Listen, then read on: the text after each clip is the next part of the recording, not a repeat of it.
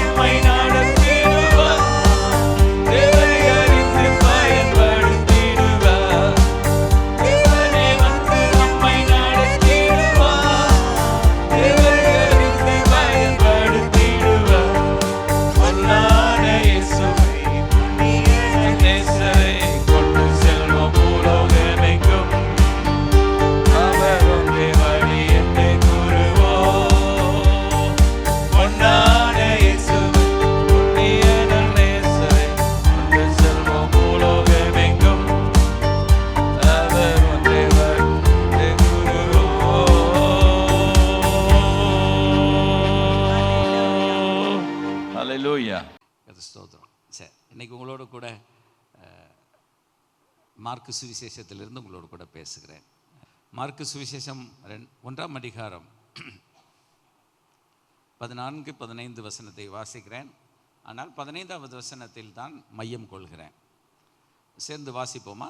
யோவான் காவலில் வைக்கப்பட்ட பின்பு இயேசு கலிலேயாவிலே வந்து தேவனுடைய ராஜ்யத்தின் சுவிசேஷத்தை பிரசங்கித்து, காலம் நிறைவேறிட்டு தேவனுடைய ராஜ்யம் சமீபமாயிற்று, மனம் திரும்பி சுவிசேஷத்தை விசுவாசியுங்கள் என்றார். இன்றைக்கி நம்ம பார்க்க போகிறதான பகுதி என்னென்னா 15ஆம் வசனம். 3 விஷயம் இருக்குது, ரைட்டா? காலம் நிறைவேறிட்டு, வரிடா, காலம் நிறைவேறிட்டு தேவனுடைய ராஜ்யம் சமீபமாயிற்று, மனம் திரும்பி சுவிசேஷத்தை விசுவாசியுங்கள் என்றார்.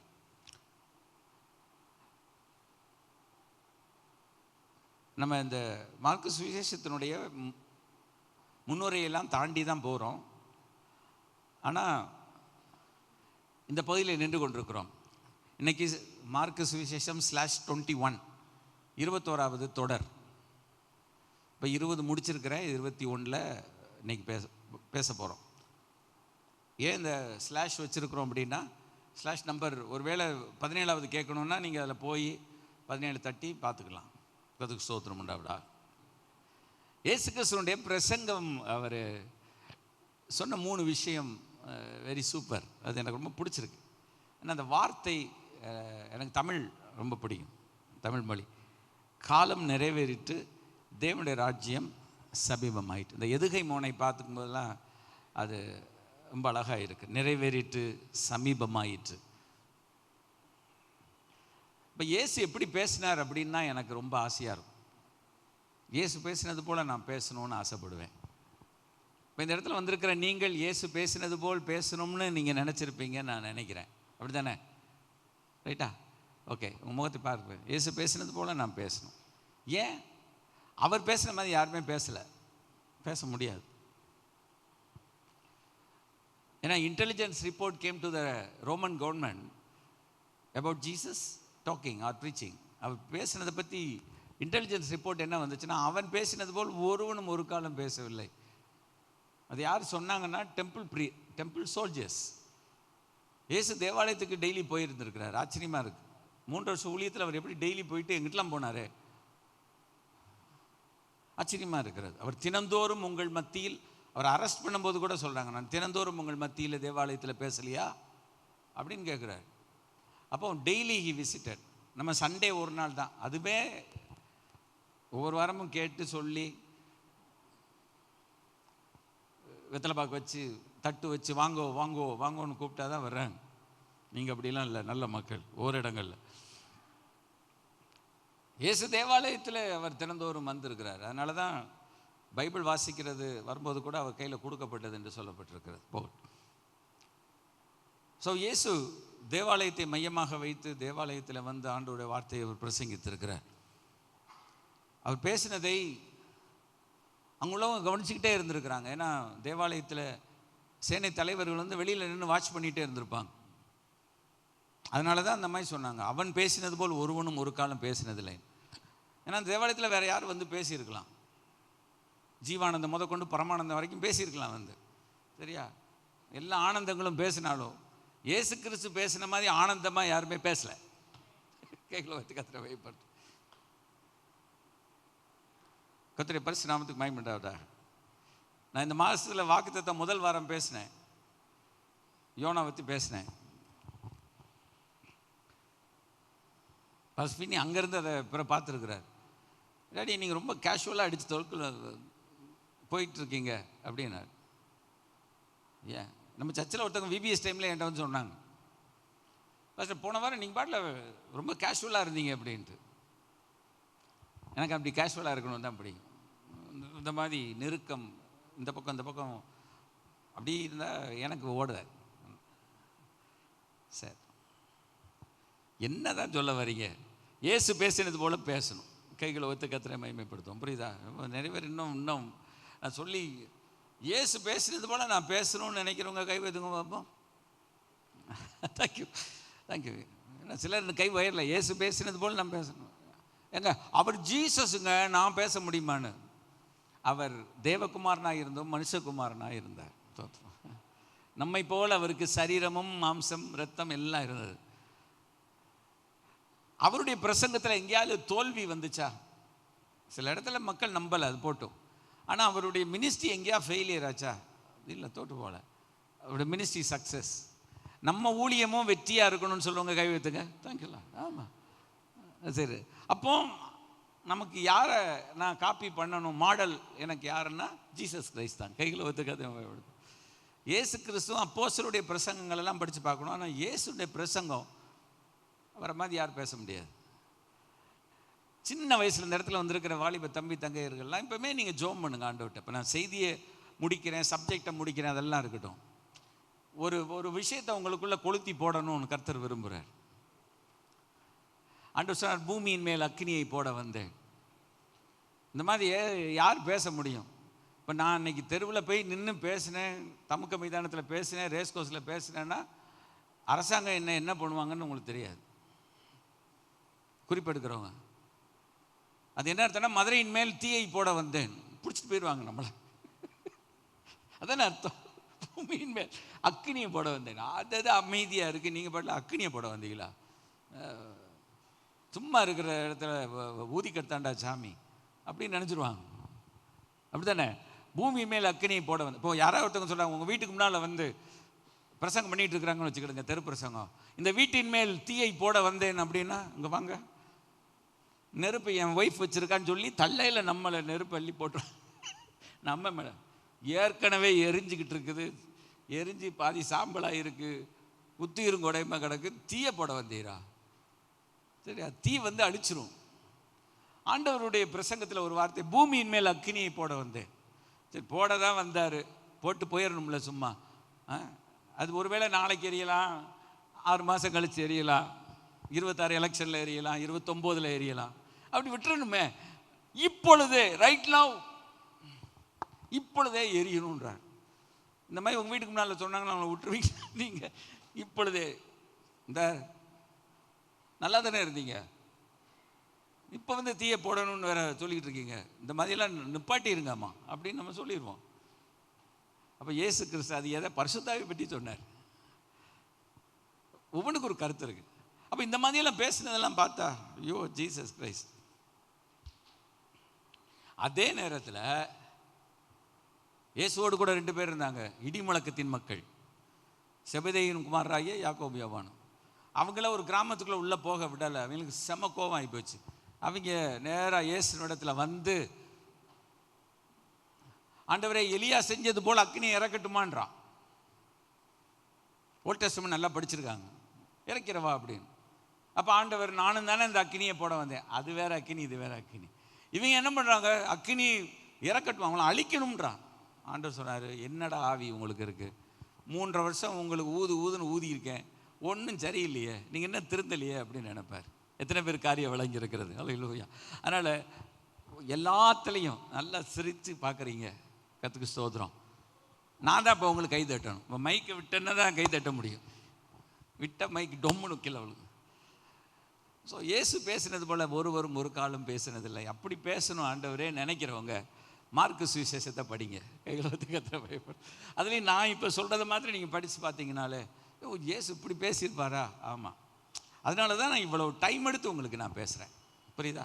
அவர் என்ன பேசினார், என்ன குறிப்பு வச்சார், அதை புரிஞ்சுக்கிட்டோம்னா நம்ம, ஏன்னா நம்ம சபையில் உள்ள எல்லாரும் ஆத்து மக்களை கர்த்தருக்கின்ற ஆதாயம் பண்ணணும். ஹல்லேலூயா. இது மாதத்தின் கடைசி ஒரு மிஷன், ஒரு விஷன் இருந்தால் ஒரு மிஷன் சொல்வது போல் ஒரு தரிசனம். நமக்கு நம்ம தேசம் ரட்சிக்கப்படணும், உலகம் ரட்சிக்கப்படணும், மதுரை பட்டணம் ரட்சிக்கப்படணும், கோமதிபுரம் இந்த சைடு ஃபுல்லாக ரட்சிக்கப்படணும், கற்பைவர்ணி, மேலமடம், மதிச்சியம், நம்ம ஜோமனூரில் வண்டியூர், இந்த மாதிரி எல்லா இடத்துல இருந்து, சுப்பிரமணியபுரத்துலேருந்து வந்திருக்கிறாங்க, பௌர்வ செய்தியிலேருந்து வந்திருக்கிறாங்க, ஜீசஸ் டிஎஸ்பி நகர்லேருந்துலாம் வந்திருக்காங்க. ஸோ இவ்வளோ இடத்துல இருந்தெல்லாம் வந்திருக்கிறாங்க, கர்த்தருக்கு ஸ்தோத்திரம் பண்ண. அப்போ அந்த இடம்லாம் ரட்சிக்கப்படணும், அந்த பாரம் நமக்கு வேண்டும். நீங்கள் எந்த இடத்துலலாம் இருந்து வந்திருந்தீங்களோ, கர்த்தருக்கு ஸ்தோத்திரம், என் பகுதி ரட்சிக்கப்படணும்னா, என்னை ஆண்டவரே நற்செய்தி ஊழியத்தில் என்னை பயன்படுத்தும் ஆண்டவரே. ஒரு நல்ல செய்தி சொல்லுகிற மனிதனாய், ஒரு நல்ல வார்த்தைகளை பேசுகிற மனிதனாய் என்னை மாற்றும் ஆண்டவரே. என்னை மாற்றுறது மாத்திரம் இல்லை, நான் எப்படி பேசணும்னு எனக்கு சொல்லித்தாரேன் ஆண்டவரே. இந்த உலகத்தில் பிறக்கிறவங்க எல்லாம் சில்வர் டங்கில் பிறக்கவே இல்லை, ரைட்டா? அவங்க கொஞ்சம் கொஞ்சமாக தான் கற்றுக்கொண்டு வந்தார்கள். சிலருக்கு அந்த அந்த பேச்சு திறமை பிறப்பிலிருந்தே இருக்கும், எல்லாருக்கும் அப்படி இருக்காது. வளர்த்து கொள்வார்கள், கற்றுக்கொள்வார்கள்.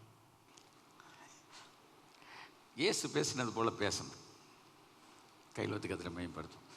ஒவ்வொருவரும் பாஸ்டர் நாங்கள் என்ன ஊழியத்துக்கு அழைக்கப்பட்டோம், கவலைப்படாதீங்க. எந்த வேலையில் இருந்தாலும் எதில் இருந்தாலும் இயேசுவுக்காக ஆத்துமாக்களை ஆதாயம் பண்ணுங்க.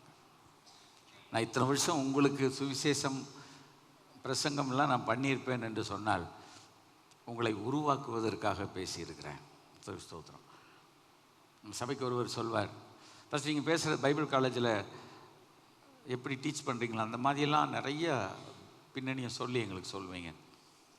அது எதுக்காகனா நீங்கள் ஒவ்வொருத்தரும் ஆண்டவருக்காக ஊழியம் செய்யணும். ஊழியம்னா ஆத்து மக்களை ஆதாயம் பண்ணும். எல்லோரும் போய் பாஸ்டராகலாம் நாங்கள் சொல்லலை, ஆர்வங்காகட்டும், அது வேறு. ஆனால் ஆத்துமாக்களை ஆண்டவருக்கு என்று ஆதாயம் பண்ணும். யோவான் காவலில் வைக்கப்பட்ட பின்பு இயேசு கல்லியாவில் வந்து தேவனுடைய ராஜ்யத்தின் சுவிசேஷத்தை பிரசங்கித்து களம் நிறைவேறிட்டு மனம் திரும்பி சுவிசேஷத்தை விசுவாசிக்கின்றார். 3 பாயிண்ட். இயேசு என்ன பிரசங்கம் பண்ணார், அதான் இன்றைக்கி உள்ள தலைப்பு. What Jesus preached. ஏன்னா அந்த மார்க் சுவிசேஷத்தில் அவருடைய பிரசங்கமும் இருக்கிறது, அவருடைய அற்புத ஊழியமும் இருக்கிறது. ஆனால் இந்த பகுதியில் அவருடைய பிரசங்கத்தை பற்றி போட்டிருக்கிறது. திருவிவிலியத்தில் எப்படி எழுதியிருக்கிறது என்று சொன்னால், காலம் நிறைவேறி விட்டது, இறையாட்சி நெருங்கி விட்டது, மனம் மாறி நற்செய்தியை நம்புங்கள். திருவிழியம் அழகர் என்ன நாள் டீச்சர், காலம் நிறைவேறி விட்டது. தேவனுடைய ராஜ்யம் என்பது இறையாட்சி. இறைனா கடவுள், இறைவன், தேவன்.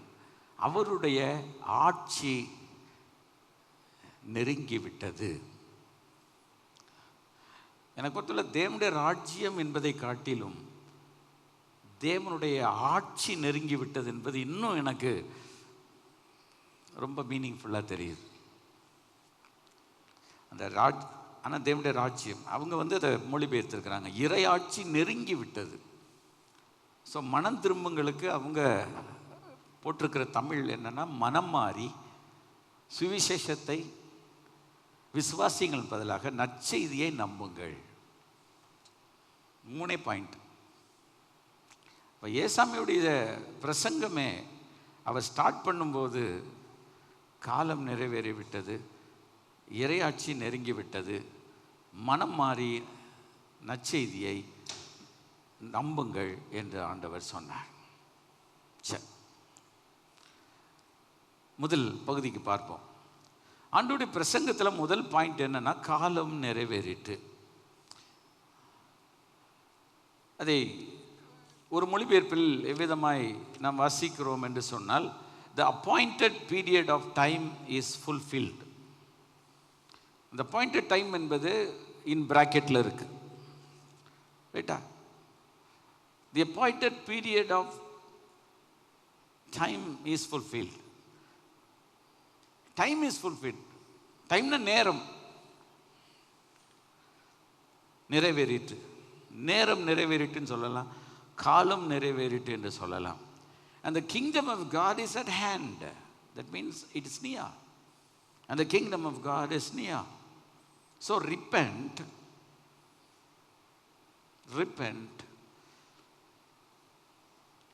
and believe in a good news. பிராக்கெட்டில் உள்ளதெல்லாம் அப்புறம் சொல்கிறேன், அப்போ தான் உங்களுக்கு டைம், எனக்கு செய்தி போயிட்டே இருக்கும். The appointed time has come, is fulfilled, kingdom of God is at hand. So repent, மனம் திரும்பி, and believe the good news. நற்செய்தியில் நம்பிக்கை வையுங்கள், விசுவாசம் வையுங்கள் என்று ஆண்டவர் சொன்னார். கர்த்தருடைய பரிசுத்த நாமத்துக்கு மகிமை உண்டாவதாக. கடந்த நாட்களில் நான் பேசும்போது அதை தொற்றிருக்கிறேன். திரும்பவும் ஒரு முறை அதை விளக்கி சொல்ல விரும்புகிறேன். இப்போ காலம் நிறைவேறிட்டு என்று சொல்லும்போது என்ன ஆண்டவர் மீன் பண்ணாரு காலம் நிறைவேறிட்டு என்று சொல்லுகிறார் என்ற அர்த்தம்? அப்பாயிண்டட் டைம் வந்துருச்சுன்னு சொல்றது நிறைவேறிட்டுன்னு அவர் என்ன சொல்ல வர்றார்? ஏன்னா ஆண்டவர் கலிலேயாவுக்கு வந்து சுவிசேஷத்தை பிரசங்கிக்கும் போது யோவான் ஸ்நானன் இதுக்கு முன்னால் வழியை ஆயத்தம் பண்ணி இயேசுவுக்கு ஞானஸ்நானம் கொடுத்துட்டான். அவனை தூக்கி உள்ளே வச்சுட்டாங்க.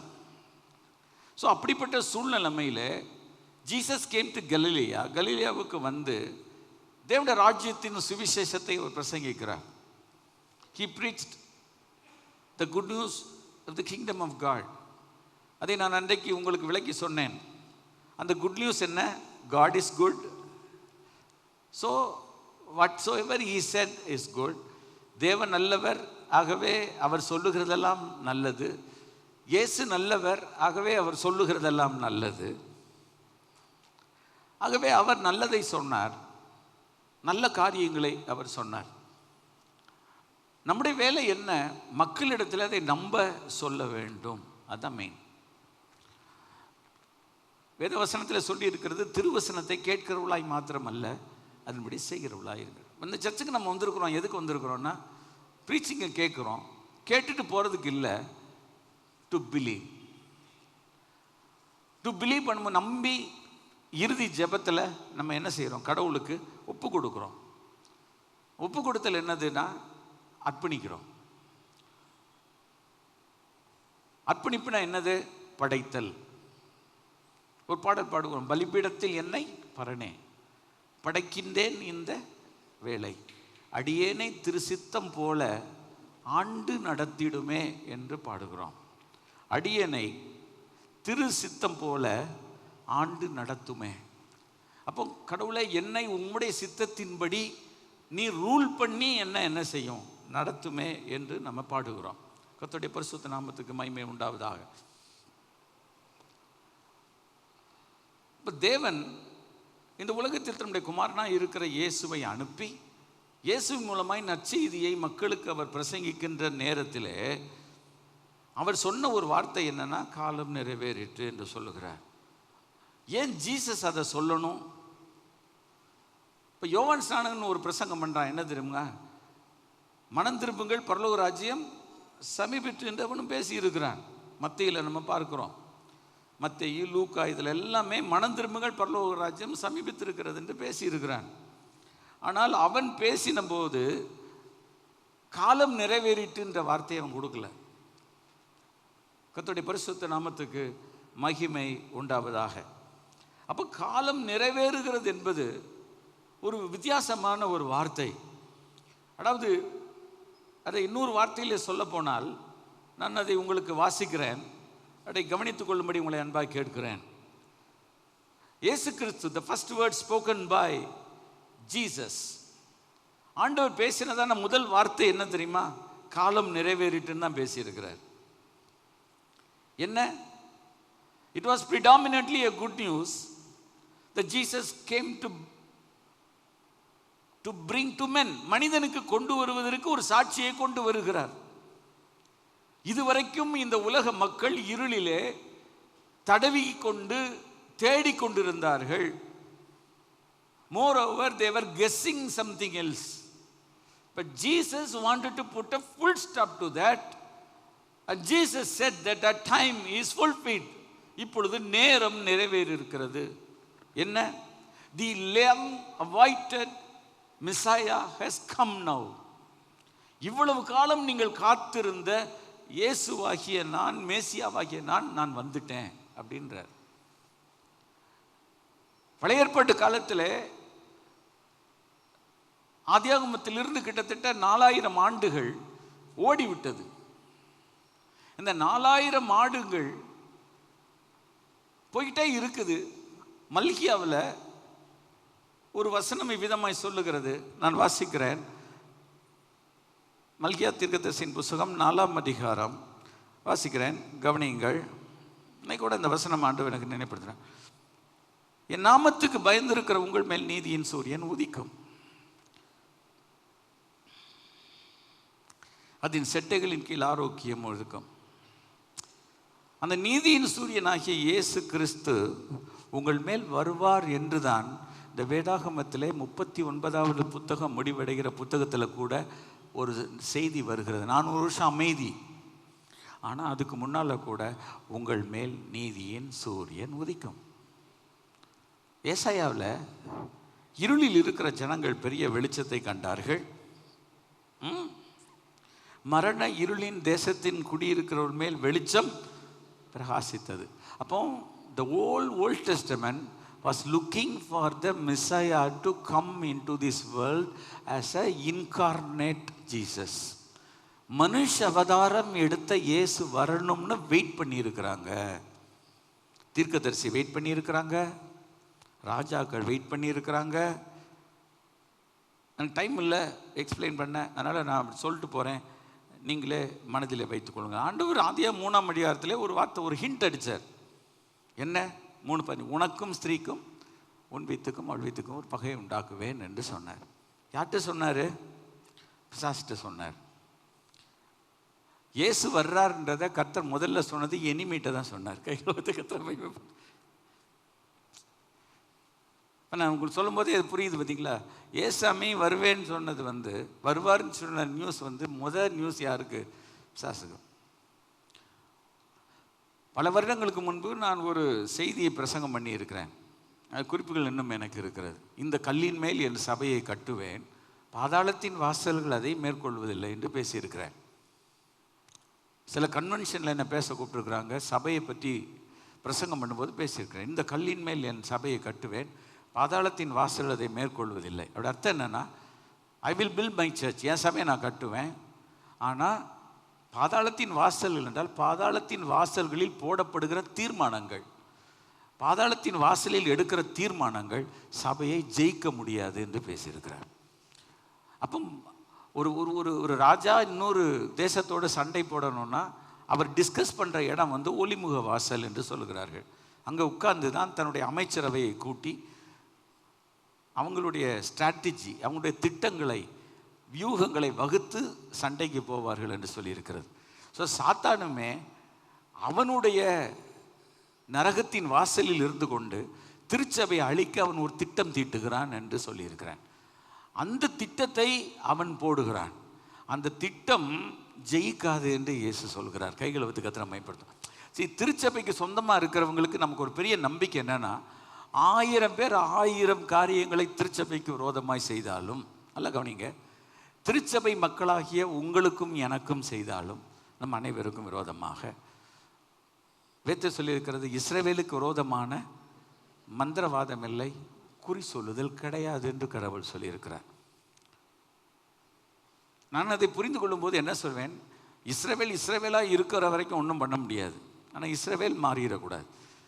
கடவுளுடைய பிள்ளைகள் கரெக்டாக இருந்தால் அவங்களுக்கு விரோதமாய் திட்டங்கள் போட்டப்பட்டால், இப்போ லூக்கால ஆண்டவர் சொல்றார் பாருங்க, சர்ப்பங்களையும் தேள்களையும் மிதிக்கவும் சாத்தானின் சகல அதிகாரங்களை மேற்கொள்ள உங்களுக்கு அதிகாரம் கொடுத்தேன், ஒன்று உங்களை.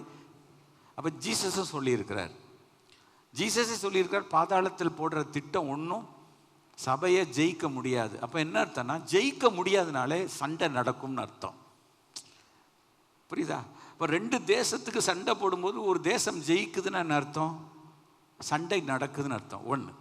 ஒரு தேசம் ஜெயிக்குதுன்னா ஒரு தேசம் தோக்குதுன்னு அர்த்தம்.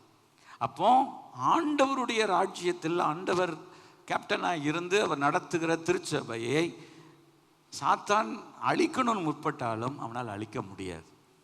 இந்த நம்பிக்கை நமக்கு இல்லைன்னா நம்ம பயந்து போயிடுவோம். திரும்ப உங்களை உற்சாகப்படுத்தும்படியே நான் சொல்கிறேன். ஒரு தேவனுடைய ஊழியர்காரரோடு கூட ஜெபித்து கொண்டிருக்கும் போதும் சில வார்த்தைகளை பேசி கொண்டிருக்கும் போது அவர் ஒரு காரியத்தை கரெக்டாக திரும்பவும் சொன்னார். அப்படியே கடவுளுடைய பிள்ளைக்கு விரோதமாகவோ திருச்சபைக்கு விரோதமாக ஏதோ பண்ணுறாங்கன்னு வச்சுக்கிடுங்களேன், பண்ணலாம், பண்ணாமலும் இருக்கலாம்.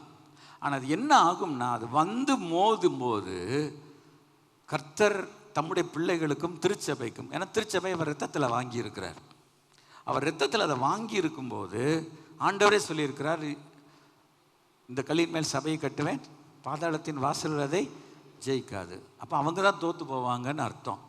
மோதும், சண்டை போடும், கொஞ்ச நாள் கழிச்சு அது தோற்று போகும். ஆனால் என்ன நடக்கும் என்று சொன்னால், யார் அதை செய்தார்களோ அவர்களுக்கு போய் அவங்கள கொன்றும், அவளை அழிச்சிரும், அவளை நிர்மூலமாக்கிரும், அவங்களோட குடும்பத்தை செதறடிச்சிரும். அதான் எதற்கு விரோதமாக ஏவப்பட்ட எந்த காரியமாக இருந்தாலும் அது மோதி பார்த்துட்டு முடியலைன்னு சொன்ன உடனே அந்த அம்பு நேரடியாக அவங்களுக்கு விரோதமாக போய் அவங்கள ஒன்றும் இல்லாமல் ஆக்கிரும். ஏன் அதை சொல்கிறேன்னா, இது நமக்கு தெரிஞ்சிருக்கணும். இப்போ பாருங்கள், யாரோ ஒருத்தங்க தெரிந்தோ தெரியாமல் அப்படி செஞ்சு பார்த்தாங்கன்னு வச்சுக்கிடுங்களேன். நமக்கு தெரிஞ்சு ஒருத்தங்க பண்ணாங்கன்னு சொல்லலாம், மரியாதை விளையாடாத அப்படின்னு சொல்லிடலாம். மீறி விளாண்டா அவங்களும் குடும்பம் ஒன்றும்லாம் போயிடும், அழிச்சிடுவார் கர்த்தர். ஏன்னா இந்த கல்லின் மேல் என் சபையை கட்டுவேன், பாதாளத்தின் வாசல் அதை மேற்கொள்வது இல்லை. அப்போ ஆண்டவர் சொல்லி இருக்கிற அந்த பாதுகாப்புக்குள்ளே நம்ம இருக்கும்போது, இப்போ நோவா பேழைக்குள்ளே இருக்கும்போது உலகமே ஜலப்பிரயம் வந்தால் கூட என்ன செஞ்சிச்சு? அழிக்க முடியல. இந்த 8 பேரை காப்பாத்திருச்சுல. அப்போ திருச்சபையை தேவன் காப்பாற்றுகிறவர், தேவன் திருச்சபைக்கு துணையாக இருக்கிறவர். அப்போ ஆண்டவர் முதலாவதே, நீங்கள் சொல்லலாம், நான் யோசித்து பார்ப்பேன், தேவன் ஏன் முதல்ல போய் எதிரிட்ட பிளானை சொல்கிறாரு? உன் வித்துக்கும் அவள் வித்துக்கும் பகை உண்டாக்குவேன். அது நான் தெரிஞ்சுக்கோ. இப்போ நம்மனா என்ன சொல்லுவோம்? சில திட்டங்களை சொல்ல மாட்டோம். இப்போ நானாக இருந்தால் சில திட்டங்கள் மனசுக்குள்ளே வச்சுருந்தேன்னா எல்லாத்தையும் சொல்ல மாட்டேன், டெஃபினட்டாக. இப்போ நீங்களும் இருக்கீங்க, நானும் இருக்கேன், நம்ம எல்லாருமே இருக்கோம். சில இன்டர்னல் நம்ம ஒரு ஸ்ட்ராட்டஜியை அவங்ககிட்டையும் நம்ம என்ன செய்ய மாட்டோம், சொல்ல மாட்டோம். சொன்னால் தெரிஞ்சிடும். தெரிஞ்சிச்சுன்னா அவங்க அதுக்கு ஆப்போசிட்டாக பிளான் பண்ணுவாங்க. எதுக்கு சொல்லணும்? வேண்டாம். அவசியம்னா சொல்லுவோம், அவசியம் இல்லைன்னா சொல்ல மாட்டோம். ஆனால் ஆண்டவர் டைரக்டாக சொல்கிறார். என்ன அர்த்தம்னா, நீ மோதிப்பார், நீ செத்த, நீ மோதிப்பார், அழிஞ்சு போயிடுவேன். நீ பண்ணிப்பார், உனக்கு முடிவு நரகத்தில் தான், டெஃபினட்டாக நரகத்தில் தான். உன் வித்துக்கும் அவள் வித்துக்கும் பகை உண்டாக்குவேன். ஆண்டவர் என்ன சொல்றாரு? அவர் உன் தலையை நசுக்குவார். பாம்பு அடிக்கும்போது வாழை அடிக்கக்கூடாது, பாம்பு அடிக்கும்போது தலையில தான் அடிக்கணும்னு. ஏன்னா தலையை அடிச்சுட்டா சோலி முடிஞ்சு போச்சு. கர்த்தர் அந்த தலையை தொற்றுவார். நீ காலு கீழே கடிச்சு பார்க்கலாம், ஒன்றும் செய்ய முடியாது. சர்ப்பங்களையும் தேள்களையும் மிதிக்கவும் சாத்தானின் சகல அதிகாரங்களையும் மேற்கொள்ள உனக்கு அதிகாரம் கொடுத்தேன் இருக்கிறார். அப்போ நமக்கு அதிகாரம் ஆண்டவர் கொடுத்துருக்கிறார். அந்த அதிகாரத்தை எடுத்துட்டு அந்த மாதிரி ஒரு காரியத்துக்கு தலையை நசுக்கிற ஆண்டவரே நசுக்கிடணும், அவ்வளோதான். சத்தம் போடாமல் நசுக்கிட்டு போயிடணும். கரங்களை ஊத்து கத்திர மையப்படுத்தும், பயப்படக்கூடாது. தேவனுடைய பிள்ளைகள் நம்ம அப்படி இருந்தானா தான் இந்த உலகத்தில் வாழ முடியும். என்ன இந்த எதிரிகளுக்கு நம்ம சொல்லுகிற ஒரு செய்தி எதுவாக இருக்கட்டும்னா, நீ செஞ்சு பார்த்து அது இங்கே தோற்று போய் அது ஒன்றை காலி பண்ண போகுது, ஜாக்கிரதையாக இருன்னு உலகத்துக்கு சொல்லணும். ஒன்றை மாத்திரம் கொள்ளாது, குடும்பத்தையும் அழித்து ஒன்றும் இல்லாமல் ஆக்கிட்டு போயிட போகுது, கவனமாக இருந்துக்கோன்னு சொல்லிடணும். எனக்கு அன்பான கர்த்தருடைய பிள்ளைகளை, இப்போ சிலர் இதை சொல்ல பயப்படுவாங்க. நான் பின்னால் சத்தியங்களை சொல்லிட்டு வரும்போது தேவனுடைய கோபம், தேவனுடைய நியாய தீர்ப்பு, தேவனுடைய ஆக்கினை, அதை பேசிக்கொண்டு வரும்போது இவைகள் எல்லாம் உங்களுக்கு நான் விவரமாக எடுத்து சொல்கிறேன். செய்தி என்ன? ஆண்டவர் முதலே சொல்லிட்டாரு. பழைய ஏற்பாடு முழுவதும் இந்த இயேசு எப்போ வருவார்னு எட்டி பார்த்தாங்க, ஏங்கி பார்த்தாங்க, வரல. ஏசாயாவில் சொல்லியிருக்கிறது 7ஆம் அதிகாரத்தில், ஒரு கன்னிகை கர்ப்பவதியாகி ஒரு குமாரனை பெறுவாள். அவருக்கு யார் என்று பேரிட்டு இம்மானுவேல் போட்டிருக்கு. நம்ம மத்தேயில வாசிக்கும் போது இயேசு என்று இருக்கிறது. சொல்லியிருக்கா சொல்லியா? இந்த வந்துருச்சுல்ல 7ஆம் அதிகாரத்தில் இப்பொழுது வருகிறது. என்ன சொல்லுகிறது? ஆண்டவர் தாமே ஒரு அடையாளத்தை கொடுப்பார், ஒரு கன்னிகை கர்ப்பவதியாகி.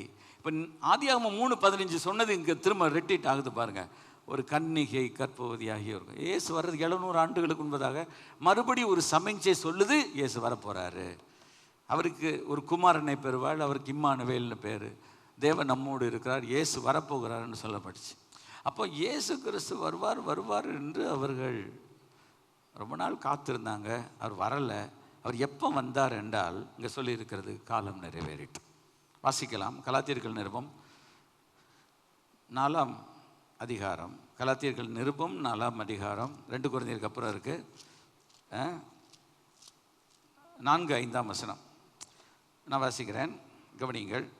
காலம் நிறைவேறின பொழுது, அந்த வார்த்தை வருதா இல்லையா? காலம் நிறைவேறிட்டு பவுல் இதை எழுதுகிறான் கலாத்திய சபைக்கு. காலம் நிறைவேறின பொழுது என்ன? இயேசு யாருன்னா தன்னை பற்றி சொல்றாரு. கைகளை பற்றி கத்திர மகிமைப்படுத்தும். தன்னை பற்றி நீங்க சொல்ல, தன்னை பற்றி சொல்லலாமா? இயேசு தன்னை பற்றி சொல்லலாம். கைகளை பற்றி கத்திர சொல்ற. சிலர் இயேசு தன்னை பற்றி சொல்லலாமா? சொல்லலாம் சார், சொல்லணும், அவர் சொல்லணும். அவர் சொல்லணும், யார் சொல்வா? நீங்கள் சொல்லணும், நான் சொல்லணும். அவர் சொன்னார். எத்தனை பேர் அதை நம்புறீங்க? கைகளை உயர்த்தி கத்திர மகிமைப்படுத்தும். காலம் நிறைவேறின பொழுது ஸ்திரீயினிடத்தில் பிறந்தவர் என்று சொல்லி இருக்கிறது. ஆண்டவர் யார்கிட்ட பிறப்பார்? ஒரு ஸ்திரீ, ஒரு கன்னிகை கர்ப்பவதியாகி ஒரு குமாரனை பெறுவாள். இந்த வந்துருச்சு. அப்போ ஸ்திரீயினிடத்தில் பிறந்தவர் இயேசு கிறிஸ்து. இயேசு கிறிஸ்து வானத்திலிருந்து தொப்புன்னு குதிக்கல. நம்ம சுவிசேஷம் சொல்லும்போது என்ன சொல்றோம்? கடவுள் டக்குன்னு குதிக்கல. இந்த உலகத்தில் கன்னி மரியாளுடைய வயிற்றில் அவர் பாவம் இல்லாமல் பிறந்தார். பரிசுத்தராய் பிறந்தார். பரிசுத்த ஆவியினாலே உட்பவித்து பிறந்தார். இந்த வார்த்தையை நம்ம உபயோகப்படுத்தணும். கைகளை உயர்த்தி கத்திர மகிமைப்படுத்த சொல்றதெல்லாம் குறித்து கொள்ளுங்கள். முடிந்தால் எழுதி கொள்ளுங்கள். அப்படி உங்களுடைய பிரசங்கத்தில், செய்தியிலே பயன்படுத்துங்கள். இது நமக்கு வேண்டாம். இப்போ விட்டுருவோம். நியாயப்பிரமாணத்துக்கு கீழானவர். பழைய ஏற்பாட்டில் ஓல்ட் டெஸ்டமென்ட் கொடுக்கப்பட்டுச்சு. சிம்பிளாக சொன்னால் 10 கற்பனை கொடுக்கப்பட்டுச்சு. அவங்களுக்கு 10 கற்பனை தான் முக்கியம்.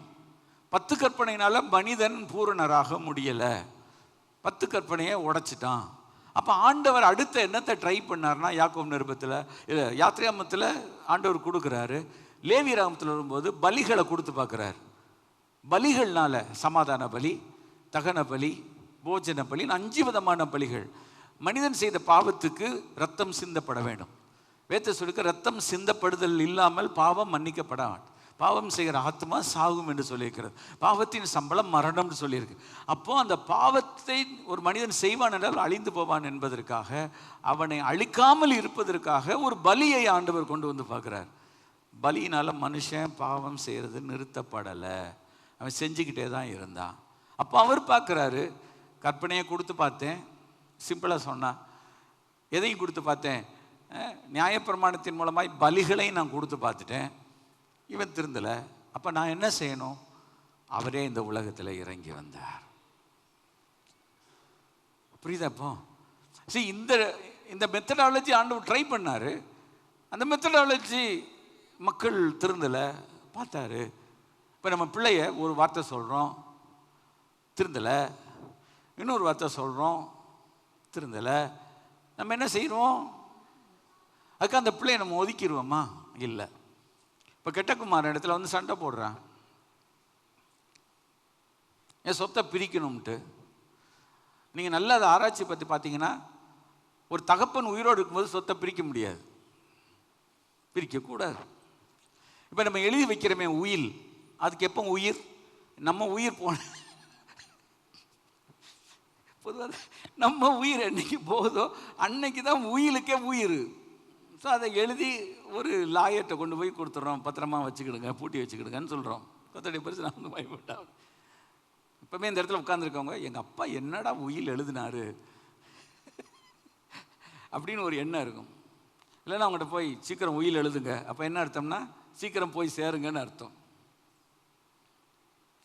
இயேசு கிறிஸ்து உலகத்தில் நடந்த உதாரணத்தை எடுத்து அடிக்கிறாரு பாருங்க. ஒரு போய் சண்டை போடுறான், எனக்கு வர வேண்டிய பாகத்தை நீ பிரித்து தரணும். அண்ணன் சும்மா இருக்கான், தம்பி சும்மா இருக்க மாட்டேன்றான். சில நேரத்தில் தம்பி சும்மா இருந்தான், அன்னை சும்மா இருக்க மாட்டேன்றான். அன்னை சும்மா இருந்தா தம்பி சும்மா இருக்க மாட்டேன்றான். அக்கா சும்மா இருந்தா தங்கச்சி, ஏன்னா பெண்களையும் சேர்த்து சொல்லிடுவோம், தங்கச்சி சும்மா இருந்தா அக்கா சும்மா இருக்கா. எல்லாரும் சொத்துக்கு அடி. இவங்க சேர்த்து வைக்காம, இவங்களே முயற்சி பண்ணாம, இவங்களே கஷ்டப்படாமல் இருக்கிறதுல பங்கு போடுறதுக்கு தாத்தா சொத்தை கிளைம் பண்ணலாம். ஏசாமி என்ன தெரியுமா சொன்னார்? அவன் கேட்டான், தப்புன்னு எவ்வளோ பேசி பார்த்துருப்பாரு. அப்போ என்ன அர்த்தம்னா இளையகுமார் என்ன சொல்கிறான்? எனக்கு சம்பாதிக்கணும், இல்லை சம்பாதிக்கலாம், நான் செலவழிக்கணும், அநியாயமாக செலவழிக்கணும். என் மனசில் சில ஃப்ரெண்ட்ஸ் எல்லாம் வச்சுருக்கேன், அவங்களோட கூட ஊரை சுற்றிட்டு நான் காசை அழிக்கணும்னு பார்க்குறேன். தப்பு எவ்வளோ போராடி பார்த்துருப்பாரு. அவன் என்ன செஞ்சிருப்பான்? சீக்கிரம் செத்து தொலைடா மவனே, எனக்கு சொத்தை கொடுன்னு கொடுத்துட்டாரு. கடைசியில் போராடிட்டு கொடுத்தாரு, அழிச்சிட்டான். புரியுதா? ஏன்னா உங்களுக்கு விவரம் இல்லை, அந்த வாழ்க்கை சரியில்லை. இன்றைக்கு இந்த உலகத்தில் எத்தனை பேர் தங்களுடைய சொத்துக்களை ஆஸ்திகளை அழிக்கிறாங்க குடியில். ஒரு உதாரணத்துக்கு சொல்கிறேன், அதை பெரிய பாவம் நான் பேசலை. இப்போ குடியில் வெறியில் என்னென்ன விதத்துலையும் கொண்டு போய் அழித்து ஒன்றும் இல்லாமல் இருக்கிறான். கடைசியில் கடன்காரனாகி சொத்தெல்லாம் விலைக்கு போக வந்து ஒய்ஃப் கழுத்தில் போட்டிருக்கிற ஜுவல்ஸ் தாலி முதற்கொண்டு எங்கே போகுது? ஏலத்துக்கு வருது. அது தப்பு தானே? ஆண்டவர் அதை விரும்பலையே. எதுக்கு சொல்ல வந்தேன்? கடவுள் அந்த டைமில் கரெக்டாக பிறக்கிறார் பாருங்க. நாம் புத்திர சுவிகாரத்தை உடையும்படி நியாயப்பிரமாணத்துக்கு கீழ்ப்பட்டவர்களை மீட்டு கொள்ளத்தக்கதாக, அந்த வசனத்தை நான் வசனத்தை படிக்கணும். ஆண்டவருடைய விருப்பம், when Jesus was sent into this world, he not only wanted to save the New Testament believers, but as well as he wanted to save the Old Testament believers too. Underline பண்ணுங்க, ரொம்ப முக்கியமான வார்த்தை. நாம் புத்திர சுவிகாரத்தை அடையும்படி நியாயப்பிரமாணத்துக்கு கீழ்ப்பட்டவர்களை மீட்டுக் கொள்ளத்தக்கதாக. புத்திர சுவிகாரம்னா என்னது? ஒருத்தருக்கு பிள்ளை இல்லை, ரைட்டா? பிள்ளை இல்லைன்னு என்ன பண்ணிடுறாங்க? they adopt a child. when they adopt a child, they go to the government, they go to the court. எனக்கு இந்த பிள்ளைக்கு நீங்கள் கவர்மெண்ட் படி எனக்கு என்ன செய்யுங்க, இது கொடுங்க, எழுதி கொடுங்க. இந்த பிள்ளையை நான் என்ன செய்வேன், கடைசி காலம் வச்சு ஒரு காப்பேன், சொத்துக்களெல்லாம் அந்த பிள்ளைக்கு நான் கொடுப்பேன்னு சொல்லி, அது சுவிகார புத்திரம் என்று சொல்லுவாங்க. அதை அடாப்ட் பண்ணிக்கிறோம். என் பிள்ளைக்கு கொடுக்குற அதே ஷேர், என் பிள்ளைக்கு கொடுக்குற அதே குவாலிட்டி, என் பிள்ளை கொடுக்குற அதே அமௌண்ட்டை நான் யாருக்கு கொடுக்குறேன்? அடாப்ட் பண்ணுறதுக்கு. எதுக்கு நான் சொல்ல வரேன்னா, தேவனுக்கு குழந்தை கிடையாது. தேவன் தம்முடைய ஒரே பேரான குமாரன் யார்? இயேசு கிறிஸ்து. உலக பிரகாரமாக இல்லை. அப்போ இயேசுவை தன்னுடைய பிள்ளையாக வைப்பது போல இயேசுவை ஏற்றுக்கொண்ட நம்ம அத்தனை பேரையும் அவருடைய பிள்ளைகளாக்க. கவனிங்க, இயேசு அவருடைய ஒரே பேரான குமாரன். அதே நேரத்தில் அவரை ஏற்றுக்கொண்ட நம் அத்தனை பேரும் நிறம், மொழி, பலவிதமான தேசங்களிலே செதறி இருந்தாலும் 5 கண்டத்தில் இருக்கிற மக்களையும் கடவுளுடைய பிள்ளைகளாகும்படிக்கு புத்திர சுவிகாரத்தை கொடுக்கறதுக்கு. அப்போ இயேசு கிறிஸ்துவோடு கூட நம்மையும் கூட தம்பியா தங்கச்சியா சேர்த்திருக்கிறார். கைகளை உயர்த்தி கர்த்தரை மகிமைப்படுது. இப்போ இந்த இடத்துல வந்திருக்க நம்ம அனைவரும் இயேசுடைய குடும்பத்தில் தம்பி தங்கச்சியா கர்த்தர் நம்மை சேர்த்திருக்கிறார். நான் திரும்ப திரும்ப சொல்வேன், நமக்கு ஜீசஸ் கிரைஸ்ட் தான் அண்ணா. இயேசுவை அண்ணான்னு உறுதியா என்ன செய்யலாம்? கூப்பிடலாம், ரைட்டா? ஏங்க இயேசு கிறிஸ்துவ அப்பானே சொல்கிறாங்க, தியாலஜிக்கலாக ரைட்டானா? எங்கள் ஃபாதர் சொல்கிறார், ரைட் விடுங்க, அவர் அப்பா தான். இன்னொருத்தர் என்ன சொல்கிறார் தெரியுமா? அம்மானே சொல்கிறார். ஆமாம், ஒருத்தர் பாடி இருப்பார்ல, ஆமாம், அம்மான்னு சொல்லுவார். இயேசு அம்மான்னு சொல்கிறாங்க, அம்மான்னு சொல்கிறாங்க. தியாலஜிக்கலி அண்ணா தான் கரெக்ட். ஆனால் நீங்கள் சொல்கிறீங்களா? நீங்கள் சொல்லுங்கள். நீங்கள் என்ன சொன்னாலும் ஆண்டவர் ஒன்றும் கோச்சிக்கிட்ட போகிறதே கிடையாது. ஆண்டவர் சொல்ல மரியாதை கொடுக்குறியான்னு பார்ப்பாரு. அவ்வளோ, நீ ஒழுங்காக எனக்கு கொடுக்குற மரியாதையை கொடுக்குறியா? முதல் மரியாதை கொடுக்குறியா? இன்றைக்கி கிறிஸ்தவன்கிட்ட இருக்கிற பெரிய பிரச்சனை என்ன தெரியுமா? நான் அது இன்னொரு நாள் சொல்கிறேன். ஏசாமிக்கு எல்லாத்தையும் கொடுத்தேன்றாங்க, முதல் மரியாதை கொடுக்கல. இப்போ நான் இயேசுவை எங்கே வச்சிருக்கிறேன்றது எனக்கு தெரியும். இயேசுவுக்கு நான் மரியாதை மாத்திரம் இல்லை, அவர் தான் எனக்கு எல்லாம். எல்லாம் அவரே, எல்லாம் இயேசுவே, எனக்கு எல்லாம் இயேசுவே. தொல்லை மீது இவ்வுலகில் எனக்கு அவர் தான் எனக்கு சொந்தம். அப்போ இயேசுக்கு முதலிடம் மாத்திரம் இல்லை, அவர் தான் நம்முடைய வாழ்க்கையில் எல்லாமுக்கு எல்லாம். ஏன்? எனக்கு ஜீவனை கொடுத்தார், எனக்கு உயிரை கொடுத்தார், எனக்கு சோத்தை கொடுத்தார், எனக்கு பலத்தை கொடுத்தார். இந்த அழகான உலகத்தை, வானத்தையும் பூமியை எனக்கு படைச்சு தந்திருக்கிறார். நம்ம கற்பார்னியை படுத்திட்டு சோர்ந்து போயிடக்கூடாது, செல்லூரை பார்த்துட்டு சோர்ந்து போயிடக்கூடாது. தோத்திரம். ராமநாதபுரத்தை பார்த்துட்டு கவலைப்பட்டுறக்கூடாது. நமக்கு கொடைக்கானலையும் ஆண்டவர் தந்திருக்கிறார், ஊட்டியும் நமக்கு தந்திருக்கிறார், தோத்திரம். ஜம்மு காஷ்மீரையும் நமக்கு தந்திருக்கிறார். அப்போ இவ்வளோ அழகான பூமியை நமக்கு ஆண்டவர் தந்து, சுவிட்சர்லாந்தை கொடுத்துருக்கிறாரு, பிரான்ஸை நமக்கு கொடுத்துருக்கிறார், ஜெர்மனியை நமக்கு கொடுத்துருக்கிறார். கைகளை ஒத்து கத்திர மேம்படுறோம், எல்லாத்தையும் நமக்கு தந்திருக்கிறார் சார். அப்போ இவ்வளோ தந்திருக்கிற நமக்கு ஆண்டவருக்கு நம்ம என்ன மரியாதை கொடுக்குறோம்? இந்த காலையில் இந்த ஆராதனைக்கு நம்ம வரும்போது என்ன எண்ணத்தோடு கூட வந்தோம்? என்ன இதயத்தோடு கூட வந்தோம்? ஃபாதர் ஒரு அருமையான பாடு, முழு இதயத்தோடு உம்மை துதிப்பேன் உன்னதமானவரே. அந்த பாட திரும்ப திரும்ப நான் பாடுவேன், முழு இதயத்தோடு உம்மை துதிப்பேன். இயேசு என்ன சொன்னார் தெரியுமா? பழைய ஏற்பாட்டை 2 வரியில சொல்றார், உன் தேவனாகிய கர்த்தரிடத்தில் முழு இதயத்தோடு முழு ஆத்மாவோடு முழு பலத்தோடும் அவரிடத்தில் அன்பு கூறுவாயாக. 10 கற்பனை எடுத்துட்டீங்கன்னா 2 கற்பனை என்று சொல்லி இருக்கிறது. சொல்லி கடந்து போக விரும்புகிறேன், நிறைய இருக்கு மைண்டுக்குள்ள. 2 கற்பலகை என்று சொல்லி இருக்கிறது. நீ பார்த்துருக்கும் போதே இப்படி புக்கு மாதிரி இப்படி தான் போட்டிருக்கோம். ஒருவர் அதை எழுதுகிறார் எப்படி பழைய ஏற்பாட்டில்னா, இந்த சைடு 4 இந்த சைடு 6. ஒரு சைடு 4 என்ன, உன் தேவனாகிய கர்த்தர் நானே, என்னை தவிர உனக்கு வேற கடவுளே இருக்கக்கூடாதுன்ட்டார். நான் தான் ஆண்டவர் சார். 2 சிலை வழிபாடு கூடாது, மேலே வானத்திலும் கீழே பூமியிலும் என்ன செய்யக்கூடாது, நீ பண்ண கூடாது என்று ஆண்டவர் சொன்னார். 3வது, உன் தேவனாகிய கர்த்தருடைய நாமத்தை வீணிலே வழங்காதிருப்பதாக. ஜீசஸ் பேரை சும்மா கண்டமணிக்கெல்லாம் இழுக்கக்கூடாது. இயேசுடைய பேரை எதுக்குனாலும் இஷ்டத்துக்கு இழுத்துக்கிடணும், தொலைச்சு விடாரு கர்த்தர். வீணிலேன்னா பிரயோஜனம் இல்லாம சும்மா இயேசு பேர் எழுக்கக்கூடாது. இயேசு பேரில் சத்தியம் பண்ணுறேன், இயேசு கோயில் மேலே சத்தியம் பண்ணுறேன், இயேசு கொடுத்த குழந்தையை போட்டு தாண்டுறேன். கர்த்தர் அப்படிலாம் வார்த்தை யாராவது சொன்னாங்கன்னா கர்த்தர் பிடிச்சி இனிக்கிடுவார். தோத்திரம். தேவனாகிய கர்த்தருடைய நாமத்தை வீணிலே விளங்காதிருப்பாயாக. அடுத்து, ஓய்வு நாளை பரிசுத்தமாய் ஆசரிப்பாயாக. இப்போ நீங்கள் நம்ம சர்ச்சுக்கு எதுக்கு வர்றோன்னா, அந்த தெய்வத்தை பற்றி தெரிந்து கொள்ள, அந்த தெய்வத்தை போற்றி பாட, அந்த தெய்வத்தை ஆராதிக்க. முழு இதயத்தோடு உம்மை துதிப்பேன் உன்னதமானவரே. கட்டாயத்தினால் வரல, யாரோ என்னை போக சொல்ல நான் அல்ல. இல்லை, எனக்கு ஆண்டவர் 6 நாள் வேலை செய்ய எனக்கு கிருபை கொடுத்தார். 6 நாள் எனக்கு நல்ல உடல் நலம் கொடுத்தார். 6 நாள் நான் சம்பாத்தியம் பண்ண கர்த்தர் எனக்கு கிருபை கொடுத்தார். ஆனால் 7வது நாள் ஓய்ந்திருக்க சொன்னார். அவருடைய அர்த்தம் வீட்டில் படுத்து தூங்குறதுக்கு இல்லை, கட்டிலையே ரொம்ப நேரம் உருண்டுகிட்டு இருக்கிறதுக்கு இல்லை, நல்லா போய் சாப்பிட்டுக்கிட்டே இருக்கணுன்றதுக்காக அல்ல. இல்லை, அவருடைய வார்த்தையை கேட்க, அவருடைய ஜனங்களோடு கூட சேர்ந்து தேவனை ஆராதிக்க, என்னுடைய வாழ்க்கையை இயேசுவுக்கு இன்னும் ஒப்பு கொடுக்க. ரோமர் 12 சொல்லி இருக்கிறது, பிரியமானவர்களே, உங்கள் சரீரங்களை பரிசுத்தமும் பிரியமான ஜீவ பலியாக தேவனுக்கு ஒப்பு கொடுக்க வேண்டும் என்று கர்த்தருடைய இரக்கங்களை முன்னிட்டு வேண்டிக் கொள்கிறேன், இதுவே நீங்கள் செய்யத்தக்க புத்தியுள்ள ஆராதனை என்று சொல்லி இருக்கிறது. என்னோட ஆவி ஆத்ம சரத்தை பலிபீடத்தில் என்னை படைக்கிறேனே இந்த வேளை அடியேனை திரு சித்தம் போல ஆண்டு வழி நடத்தும் என்று சொல்லி ஆண்டவரிடத்தில் கொடுக்கிறதுக்காய் ஞாயிற்றுக்கிழமை காலை ஆராதனைக்கு வருகிறோம். கைகளை ஊற்றி கர்த்தரை ஸ்தோத்திரம் பண்ணுவோம். இந்த ஆராதனையில் எனக்கு என்ன பெரிய பொறுப்பு, எனக்கு என்ன வேலை கொடுத்தார்கள், எனக்கு என்ன பெயரை சொன்னார்கள், என்ன பெயரை சொன்னாங்களா, என்ன உயர்த்தினாங்களா, என்ன சிங்காசனத்தில் வச்சாங்களா, எனக்கு மாலை போட்டாங்களா என்று சொல்வதற்காக அல்ல. இயேசுவே, உங்களுடைய பொற்பாதங்கள் விழுந்து பணிகிறேன் ஆண்டவரே. இந்த ஞாயிற்றுக்கிழமை வர்றதுக்கு எனக்கு உதவி செய்தீரப்பா.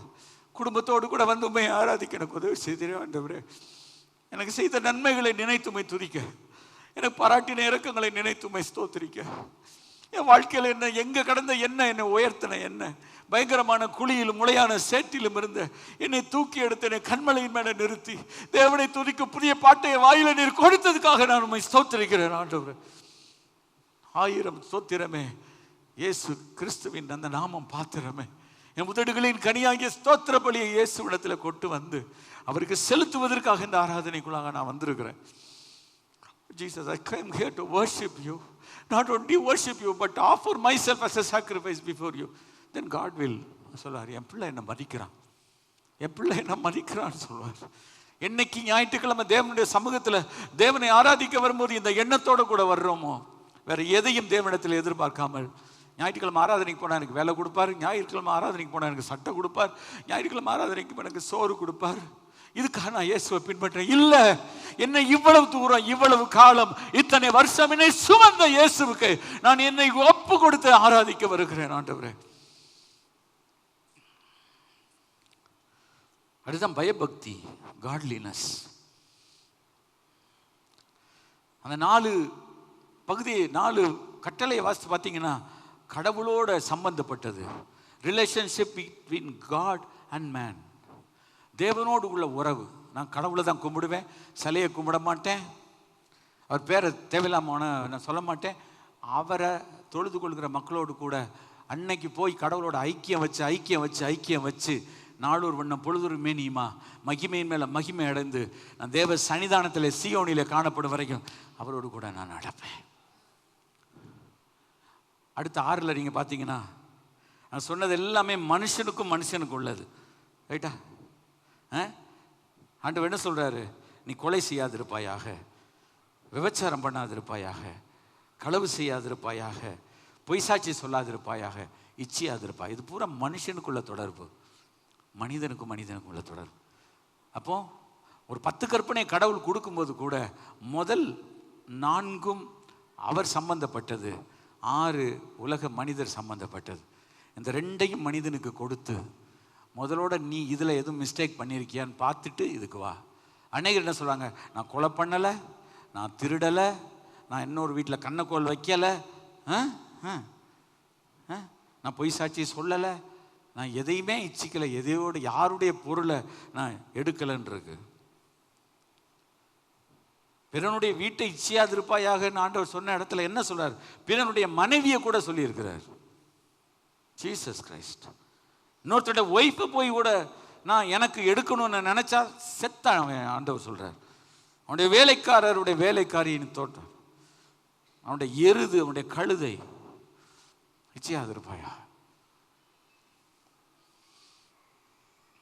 இப்போ மற்றதெல்லாம் கொலை உலகம் நம்மளை பிடிச்சிட்டு போயிடும். பொய் சாட்சி சொன்னால் கோர்ட்டில் நிரூபிச்சிருவாங்க. களவு செஞ்சால் போலீஸ் பிடிக்கும். ஆனால் இச்சியாதிருப்பாயாக என்கிற இப்போ இதெல்லாம் நான் சொல்கிறேன், நல்லா கவனிச்சுக்கிடுங்க. நான் செய்தியை முடிக்கல, ஆனாலும் அந்த பகுதி வந்ததுனால கொண்டு போயிட்டேன் நான். சரியா? இன்னும் டீப்பாக வர்ற காலத்தில் நான் சொல்வேன். இச்சியாதிருப்பாயாகன்றது யாருக்குமே தெரியாது. ஒருத்தரை கொன்னா கண்டுபிடிச்சிருவாங்க. இச்சியாதிருப்பாயாகன்றது மனசுக்குள்ள நடக்கிறது, எவனுக்குமே தெரியாது. ஆனால் மனிதனுடைய எண்ணத்தையும் இருதயத்தையும் அறிந்தவர் என் கர்த்தர் மறுமை இரட்சகருமாய் இயேசு கிறிஸ்து. கைகளை தட்டி கர்த்தரை ஸ்தோத்திரம் பண்ணும்.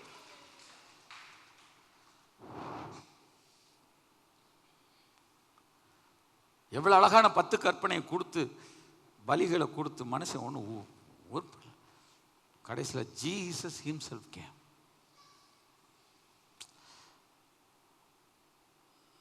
உன் 10 கற்பனைகள் நம்ம பிள்ளை படிக்குது, அந்த பிள்ளைகளுடைய அர்த்தம் தெரியுமா?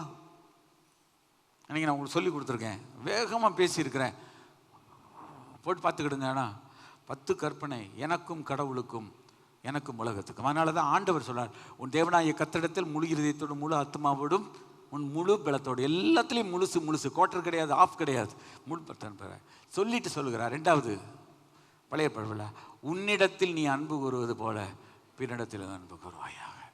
இதுதான் மனுஷனுக்கு மனுஷன். இப்போ என்ன ஒருத்தர் கொல்றதுக்கு நான் விடுவேனா, விருப்பப்படுவேனா? இல்லை. இப்போ நீ ஏன் அடுத்தவனை கொல்ற? என் பொருளை எவனொருத்தன் திருடுறதுக்கு நான் விரும்ப மாட்டேன். நான் கஷ்டப்பட்டு சம்பாதிச்சது சும்மா எடுத்துகிட்டு போகிறதுக்கெல்லாம் கிடையாது. நான் ஆசைப்படுவேனா இல்லையா? நான் திருடிட்டு போட்டுன்னு நினைப்பேனா? அப்போது நான் இன்னொருத்தர் பொருளை திருடலாமா? கர்த்தர் கை வைப்பார். ஜீசஸ். இப்போ எனக்கு விரோதமாக ஒருத்தர் கோர்ட்டில் ஏறி பொய் சாட்சி சொல்கிறாங்க, நான் என்ன செய்வேன்? எனக்கு விரோதமாக பொய் சாட்சி சொல்கிறேன், இப்படி செய்யறேன்ப்பா, அட பாவி, தெய்வம் உன்னை மன்னிக்குமாடா, எனக்கு விரோதமாக இப்படி பேசுறிய, நான் எடுக்கவே இல்லையே. நீ மாத்திரம் போய் சாட்சி சொல்லலாமா கோர்ட்டில் ஏறி? அதனால தான் நான் சொல்கிறேன். ஆனால் நியாயாதிபதி ஆகிய நீதி உள்ள கர்த்தர் இடத்துல ஒருத்தரும் அவர்கிட்ட லஞ்சம் கொடுத்து வாங்க முடியாது. கைகளை வைத்து கர்த்தரை மகிமைப்படுத்தும். இதை உலகத்துக்கு நம்ம சொல்லணுமா சொல்ல வேண்டாமா? அப்போ அதில் நம்ம போய் நின்று ஒரு தவறான காரியத்துக்காக வாதாடி எனக்கு காசு கிடைக்குது, எனக்கு காசு கிடைச்சா என் ஒய்ஃபுக்கு நான் நகை வாங்கலாம், நான் வீடு வாங்கலாம், நான் நிலம் வாங்கலாம். ஆண்டவர் சொல்லுவார், நீ எல்லாம் வாங்கு, ஒன்றுமெல்லாம் போயிடும் ஒரு நாள். அரசன் நன்று கேட்பான், தெய்வம் நின்று கேட்கும். நீதியா சம்பாதிச்சவனுடைய சம்பாத்தியத்தையே இன்னைக்கு சாப்பிட முடியாம திணறி கொண்டிருக்கிற உலகத்துல அநித்தியமான பொருளை ஒருத்தன் சம்பாதித்தால் தேவன் விடவே மாட்டார்.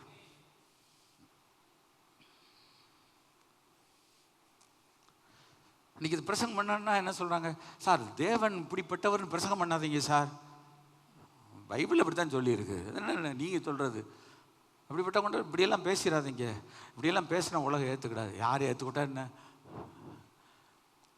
மறைக்கக்கூடாது. வேத சொல்லிக்கிறது, சத்தியத்தை அநியாயத்தினால் அடக்கி வைக்கிற ஒரு மனிதனுக்கு விரோதமாய் தேவனுடைய கோபம் எங்கிருந்து வெளிப்பட்டிருக்கிறது? மதுரையிலிருந்து அல்ல, வானத்திலிருந்து வெளிப்பட்டிருக்கிறது. கைகளை தட்டி கர்த்தரை ஸ்தோத்திரம் பண்ணுவோம். அல்லேலூயா. ரோமர்கள் நிருபம் 1ஆம் அதிகாரத்தில் சொல்லி இருக்கிறது 18வது வசனம், சத்தியத்தை அநியாயத்தினாலே அடக்கி வைக்கிற மனுஷனுடைய எல்லா விதமான அவபக்தி அநியாயம். இப்போ நான் சொன்னேன்ல 10 கற்பனையில், அந்த 1 to 4 அவபக்தி அநியாயம் என்பது 6 to 10 வரைக்கும் குறிச்சுக்கிடுங்க. அன்காட்லினஸ், அன்ரைச்சஸ்னஸ். தேவனுடைய பவுல் ரொம்ப அழகாக எழுதியிருக்கிறார் அந்த நிருபத்தை. எனக்கு நேரம் இல்லை, ஐம் சாரி. ரொம்ப நிருபத்தை beautifully he's pen down. It's a theological treatise. அதாவது முதலாவது அநியாயத்தை சொல்ல, அவபக்தியை சொல்லி அநியாயத்தை சொல்லுகிறார். கைகளை தட்டி கர்த்தரை ஸ்தோத்திரம். உங்களுக்கு இதை புரிய வைக்கணும், இன்னொரு நாள் புரிய வைக்கிறேன். கர்த்தருடைய கிருபையினால் கட்டாயம் நான் உங்களுக்கு சொல்லிக் கொடுக்குறேன். கர்த்தருடைய பரிசுத்த நாமத்துக்கு மகிமை உண்டாவதாக. ரைட்டா? அநியாயத்தை தூக்கி முதல்ல வைக்கக்கூடாது, முதல்ல வைக்கக்கூடாது. தேவனை முதல்ல வச்சு தான் மக்களுக்கும் மனிதன குலத்தோட. அதனால் தேவனாகிய கர்த்தரிடத்தில் முழு இதயத்தோடு, முழு ஆத்துமாவோடு, முழு பலத்தோடு இடத்தில் அன்பு கூறுவாயாக, அவரிடத்தில் அன்பு கூறுவது போல பிற இடத்தில் அன்பு கூறுவாயாக. நான் சொன்னேன்ல, இப்போ எனக்கு ஒரு தப்பு நடந்துடக்கூடாது, நான் பயப்படுற மாதிரி நீ அடுத்தவனுக்கு செய்யாத அப்படின்னு கர்த்தர் சொல்வார். எத்தனை பேருக்கு புரிஞ்சிருக்கு? நீ புரிஞ்சிருந்தா கை வைத்துங்களா? இல்லைன்னா உங்களுக்கு pastor C I understand, this is the concept. இப்போ இந்த பைபிளில் சத்தியத்தை, உண்மையை அநியாயத்தினாலே, நியாயத்துக்கு எகெயின்ஸ்ட் அநியாயம், மனுஷருடைய எல்லா விதமான பக்திக்கு விரோதம் அவபக்தி, நியாயத்துக்கு விரோதம் அநியாயம், ஆப்போசிட். அதுக்கு விரோதமாய் தேவனுடைய கோபம், ஆங்கிலத்திலே தி ஆங்கர் ஆஃப் காட் போல, த ராத் ஆஃப் காட். தேவனுடைய கோபம் எங்கிருந்து வெளிப்பட்டிருக்கிறது? வானத்திலிருந்து. வானம்ன்றது பரலோகம். ஐயோ, இயேசு தெய்வம், அவர் அன்புள்ளவர், அவர் இரக்கமுள்ளவர். இரக்கமுள்ளவர், அன்புள்ளவர் தான். இப்போ நீங்கள் அன்புள்ளவர், இரக்கமுள்ளவர் நீங்கள் நினைக்கிறீங்க. உங்கள் தெருவில் ஒருத்தர் அடித்தா என்ன செய்வீங்க? அநியாயமாக போட்டு அடிக்கிறான், அடப்பாவி, முதல் வார்த்தை, அவனை போய் அடிக்கிறியா, நீ நல்லா இருப்பியா அப்படி நம்ம டக்குன்னு வருது. ஏன்? ஒருத்தர் அநியாயமாக அடிக்கிறான், அதை பார்க்கும்போது நமக்கு எப்படி இருக்குது? உள்ளம் துடிக்குது. ஒன்று நம்ம அடுத்து என்ன சொல்கிறோம்? இது அரசாங்கம் பார்த்துக்கிட்டு இருக்குதா? அரசாங்கத்துக்கு கண்ணு இருக்கான்னு கேட்போம். ஒரு போலீஸ் வரல, ஒரு சட்டம் ஒழுங்கு பிரச்சனையை பார்க்கல. மூணாவது என்ன சொல்லுவான்? அந்த கடவுள் என்னையா, ஒரு கண்ணு அவஞ்சா போச்சு, கண்ணு இருந்துட்டு தெரியுது, ஒருத்தன் அவனை அடிக்கிறவனை கொள்றான். நம்ம சொல்கிறோமே, அவருடைய சாயலில் படைக்கப்பட்ட ஒரு மனிதனுக்கு விரோதமாய் ஒரு தீங்கு வரும்போது, என் சர்வ வல்லமுடைய ஆண்டவருடைய, அவர் சிரிச்சுக்கிட்டு இருக்க மாட்டார், அழுதுகிட்டே கோபத்தோடு கூட என் பிள்ளை நீ தொட்டுட்டியான்னு எந்திரிச்சு வருவார். எத்தனை பேருக்கு இது புரியுது? சரி, இதை நம்ம சுவிசேஷம் சொல்கிற மக்கள் நம்ம இதை கரெக்டாக கொண்டு போகலை. நம்ம சுவிசேஷம் என்ன சொல்வோம்? இயேசு வியாதியை குணமாக்குறாரு, உன் பிசாசை துரத்துறாரு, உனக்கு சட்ட துணிமணி தர்றாரு. நீட் பேஸ்டு காஸ்பலை தான் சொல்லிட்டு இருப்போம். ஆனால் காஸ்பல் இங்கே இருக்கு. கைகள் ஒத்து கத்திர மேம்படுத்துவோம். சரி, டைம் நீங்கள் எல்லாத்தையும் போய் கேட்டு பாருங்க. அந்த 4 காரியம் அவபக்தி, கடவுளுக்கு முக்கியத்துவம் கொடுக்கல. ஆனால் அடுத்த பகுதி, கடவுளுடைய சாயலில் உண்டாக்கப்பட்ட மனிதனுக்கு நான் மதிப்பளிக்கல. இது அநியாயம், அது அவபக்தி. அவபக்தியை பின்னால் போட்டு அநியாயத்தை முன்னால் தூக்கக்கூடாது. அவபக்தி முதல்ல, அநியாயம் பின்னால. பாவம் முதல்ல, பாவங்கள் பின்னால. புரியுதா? அண்மையான தேவனுடைய பிள்ளைகளே, அவபக்தி என்பது தேவனுக்கு விரோதமான ஒரு பாவம். ஆனால் அநியாயம் என்பது பாவத்தின் விளைவுகள், த கான்சிக்வன்சஸ் ஆஃப் சின். இதை புரிஞ்சுக்கிடலனா போங்க பாஸ்டர், ரொம்ப ரொம்ப நீங்கள் மண்டையை சுற்றுறீங்க பாஸ்டர், எந்திரிச்சு நில்லுங்க, முடிச்சிருவோம். காலம் நிறைவேறிட்டு உங்களுக்கு டைம் முடிஞ்சிருச்சுன்னு சொன்ன மாதிரி அருமையான ஒரு சத்தியம். இன்னைக்கும் பின்னி சொல்கிறான், டேடி நீ முடிக்கல, நீ முடிக்கவே மாட்டீங்க டேடி அப்படின்னு சொல்லுவான். ஆனால் சரி, சூப்பர் மெசேஜ். காலம் நிறைவேறி அது இவ்வளவு நாள் ஆண்டவரை எதிர்பார்த்து வராம இருந்த ஜீசஸ் கிரைஸ்ட் 10 கற்பனை கொடுத்து பார்த்து, நியாயப்பிரமாணம் கொடுத்து பார்த்து, பலிகளை கொடுத்து பார்த்து மனுஷன் முழுசும் தேரல. அதனால ஒரே பலியாக, சொல்லுங்க, ஒரே பலியாக, எந்த பாவமும் செய்யாத, எந்த அநியாயமும் பண்ணாத, எந்த தவறும் பண்ணாத பரிசுத்தமுள்ள ஒரு தெய்வம் என்னுடைய, உங்களுடைய, நம்முடைய எல்லாருடைய பாவங்களையும் அவர் ஏற்றுக்கொண்டு, சொல்லுங்க, தேவன் அந்த பாவத்துக்குரிய தண்டனையை இயேசு கிறிஸ்து மேல வைத்து அவரை சிலுவையில கோர பாடுகள் சகிக்க ஆண்டவர் அவனை அனுமதித்தார். நம்ம பார்க்கும்போது அவர் எந்த தப்பும் பண்ணல, பரிசுத்தமுள்ள ஒரு தெய்வம். ஆனா தேவன் நம்மை நேசித்ததினால், for God so loved the world that he gave his only begotten son. யோசிச்சு பாருங்க.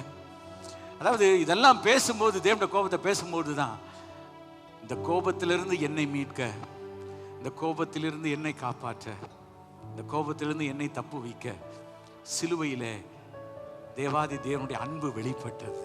கைகளை தட்டி கத்திர, God's love was revealed. என்ன அவர் எவ்வளவு நேசிச்சார்னா, இந்த உலகத்துல அவர் இயேசு எனக்கா கொடுத்தார். இப்ப யோசிச்சு பாருங்க, ஐயோ இயேசுவை எப்படி சார் அடிக்கலாம், இயேசுவை என்ன சார் செஞ்சார் அவரு, நம்ம நினைக்கிறோம்.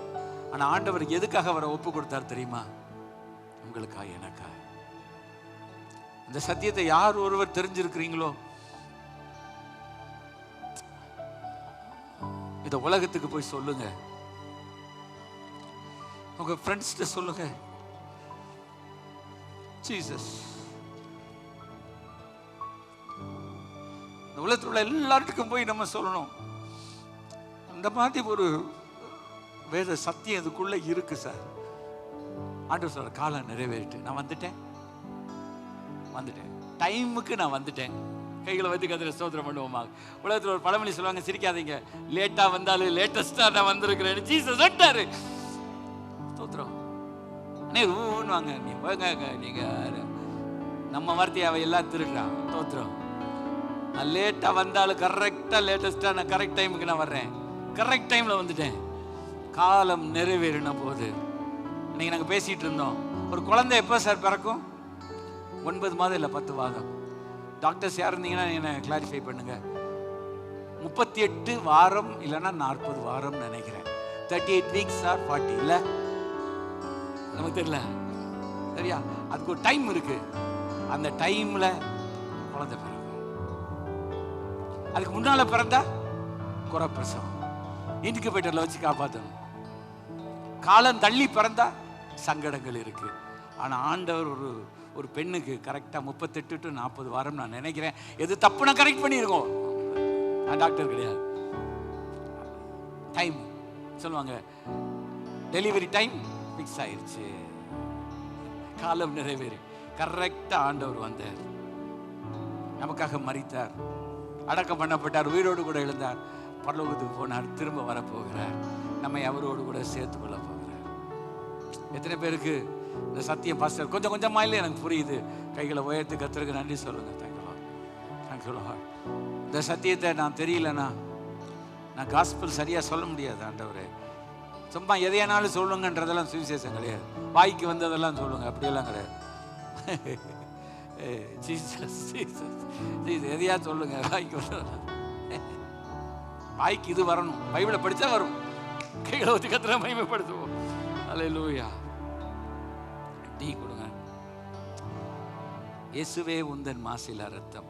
ஒரே ஒரு சண்டத்தை மாத்திரம் பாடி நம்ம ஜெபம் செய்வோம். அவளை ஜெபம் பண்ணி அனுப்புகிறேன். இந்த மாத கடைசியில் வந்திருக்கிறீங்க. ஆண்டவர்கிட்ட எனக்கு ஆத்தும பாரத்தை தாங்க. போன ஃப்ரைடே ரொம்ப ஜெபம் பண்ணோம் நம்ம சர்ச்சுக்கு. ஆத்தும பாரம் நீங்கள் சொல்லுங்கள், ஆண்டவர் ரட்சிக்கப்பட்ட அன்னைக்கு எனக்கு இருந்த பாரம் இன்னைக்கு இல்லையே, எனக்கு அந்த பாரத்தை தாங்க ஆண்டவர். ஒவ்வொருத்தரை பார்க்கும்போது எனக்கு ஒரு அழுக வரணும். இயேசுவே ஆசில் ரத்தம் எந்த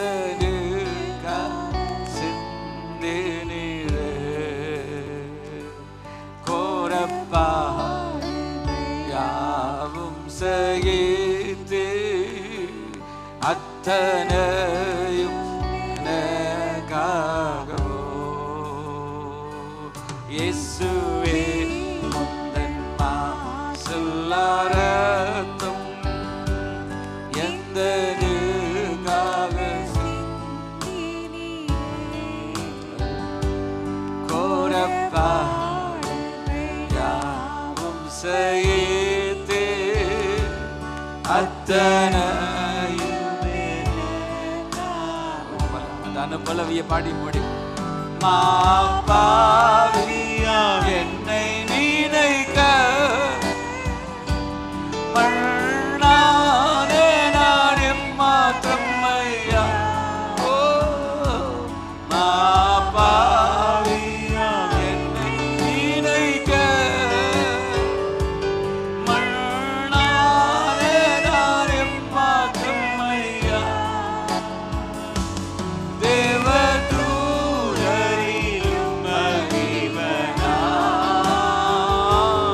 என்னை மாற்றின அன்பை ஓ தேவதூதரிலும் மகிமனா என்னை மாற்றின அன்பை ஜெபம் பண்ண போகிறோம். தேவ தூதரிலும் மகிபனாக என்னை மாற்றின அன்பை துதிப்பேன். ஆண்டவர் இந்த உலகத்துக்கு சுவிசேஷத்தை அறிவிக்கணும்னா ஒரு தேவதூதன் கையில ஒரு எக்காலத்தை கொடுத்து ஒரு செகண்ட்ல உலகம் பூரா அறிவிச்சிடலாம். இந்த வார்த்தையினுடைய அர்த்தம் தேவதூதரிலும் மகிபனா எதுக்கு தெரிஞ்சாமா? ஆண்டவர் சுவிசேஷம் அறிவிக்க தேவதூதனை தெரிந்தெடுக்கவே இல்லை. ஒரு பஸ் வேண்டாம், ட்ரெயின் வேண்டாம், ஏரோப்ளேன் வேண்டாம், ராக்கெட் வேண்டாம், ஒரு நிமிஷத்துல சொல்லிடலாம். இவ்வளவு நாள் ஆகுது. ஆனா அதை அறிவிக்கிறதுக்கு விழுந்து போன மனிதர்களாகிய நம்மை தான் அல்லதான் ஆண்டவருடைய அன்பு. என்ன வச்சு உங்களை வச்சுதான், நம்ம வச்சுதான், உலகத்தோட திருச்சபையை வைத்துதான் சுவிசேஷம் சொல்ல கர்த்தருடைய ஒரு திட்டம். ஸ்லோவா இருக்கு, ஆனா ஆண்டவர் இதை சொல்லணும். சொல்லி முடிக்கிறேன், டைம் ஆகுது. தேவதூதனுக்கு ரட்சிப்பே தெரியாது, தெரியுமா உங்களுக்கு? ஆனா மனிதனுக்கு தான் ரட்சிப்புனா என்னன்னு தெரியும். நான் சொல்ல புரியுதா உங்களுக்கு? ஏஞ்சலத்தை படிச்சு பார்த்தீங்கன்னா ஏஞ்சல்ஸுக்கு பாவம் செஞ்சு விழுந்து போனாங்க. ஆனா அதுல இருந்து அன்னைக்கு 1,85,000 தூதர்கள் விழுந்து போனாங்கன்னா அவ்வளவு பேர் அப்படியே தான் இருக்கிறாங்க. ஆனா நம்மள விழுந்து போன மனிதர்களுக்கு நமக்கு தெரியும் நம்மளால ரட்சிக்க முடியாது. இயேசு வந்து நம்மளை ரட்சிப்பா. நமக்கு தான் ரட்சிப்பினுடைய அருமை தெரியும், அது தெரியாது. தேவதூதரிலும் மகிபனாய் என்னை மாற்றின அன்பை துதிப்பேன். இந்த அன்பை மாத்திரம் ஒரு தேவனுடைய பிள்ளை கரெக்டாக புரிஞ்சுக்கிட்டா, நான் செய்தியில் ஆரம்பத்தில் தான் சொன்னேன், வர்ஷிப்லேயே தான் சொன்னேன், அன்பை கரெக்டாக கடவுளுடைய அன்பை புரிஞ்சுட்டா நான் சொல்லுவேன் அது போல ஒரு பெரிய ஆசீர்வாதம் வேற எதுவும் கிடையாது. ஆண்டவர்கிட்ட ஜெபம் பண்ணுங்க, ஒரே நாள் வந்துடும் நான் சொல்ல மாட்டேன். அந்த அன்பை எனக்கு காண்மிங்க, அந்த அன்பை புரிஞ்சு கூட எனக்கு உதவி செய்யுங்க, அந்த அன்பால் என்ன நிரப்புங்க. தகப்பனே, இந்த வார்த்தைகளுக்காக ஸ்தோத்திரம். நீ நல்லவர், வல்லவர், நன்மை செய்கிறவர். ஒரு சத்தியத்தை நம்மளோட பிள்ளைகளுக்கு என்னால் முடிஞ்ச வரைக்கும் சொன்னேன். அப்பிரயோஜனமான வேலைக்காரன், என் கடமையை நான் செஞ்சிருக்கிறேன். என்னால் முடிஞ்ச வரைக்கும் என் உயிரை கொடுத்து நான் பிரசவம் பண்ணியிருக்கேன்னு சொல்லுவேன். என் சத்தத்தை கொடுத்து, என் உடல் மூலிகையை கொடுத்து, எப்படியாலும் என் பிள்ளைகளுக்கு, என் ஜனங்களுக்கு இந்த சத்தியம் தெரியணும். அது மாத்திரம் இந்த யூடியூப் மூலமா இதை கேட்குறவங்க பார்க்குறவங்க எல்லாம் கோடான கோடி மக்களுடைய ரட்சிப்புக்காக அவங்க வாய் திறந்து பேசணும், சரியா பேசணும், சத்தியத்தை பேசணும், ஜெபத்தோட அபிஷேகத்தோடு கூட பேசணும். வர்ற வாரங்களில் இந்த செய்தியை நான் ஆண்டவரே கண்டினியூ பண்ணும்போது இன்னும் இயேசு கிறிஸ்துவினுடைய பிரசங்கத்தினுடைய அந்த சாராம்சத்தை புரிந்து கொண்டு காலம் நிறைவேறிட்டு தேவனுடைய ராஜ்யம் சமீபமாயிற்று என்பதை குறித்து பார்க்க கிருபை தார். மனம் திரும்பி சுவிசேஷத்தை விசுவாசிங்கிற சத்தியத்தை அறிந்து கொள்ள கிருபை தார். துதி கடமை சேர்த்துக்கிறோம். இயேசு நாமத்தில் ஜெபிக்கிறோம் ஜீவன நல்ல பிதாவே. என் ஆத்மாவே கர்த்தரை ஸ்தோத்திரி, என் முழு இடப்பரிசு நாமத்தை ஸ்தோத்திரி. என் ஆத்மாவே கர்த்தரை ஸ்தோத்திரி, இவர் செய்த சகல உபகாரங்களையும் மறவாதே. ஆமென். இப்பொழுது நம்முடைய கர்த்தராகிய இருக்கிற இயேசு கிறிஸ்துவினுடைய கிருபை, பிதாவாகிய தேவனுடைய அன்பு, பரிசுத்த ஆவியானவருடைய அந்யோன்ய ஐக்கியம், சந்தோஷம், சமாதானம் நம் அனைவரோடும் சகல பரிசுத்தவான்களோடும் வருகை பரியந்தம் இருப்பதாக. ஆமென். கர்த்தர் உன்னை ஆசீர்வதித்து உன்னை காக்க கடவர். கர்த்தர் தம்முடைய முகத்தை உன்மேல் பிரகாசிக்க பண்ணி உன்மேல் கிருபையாய் இருக்க கடவர். கர்த்தர் தம்முடைய முகத்தை உன்மேல் பிரசன்னமாக்கி உனக்கு சமாதானம் கட்டளையிட கடவர்.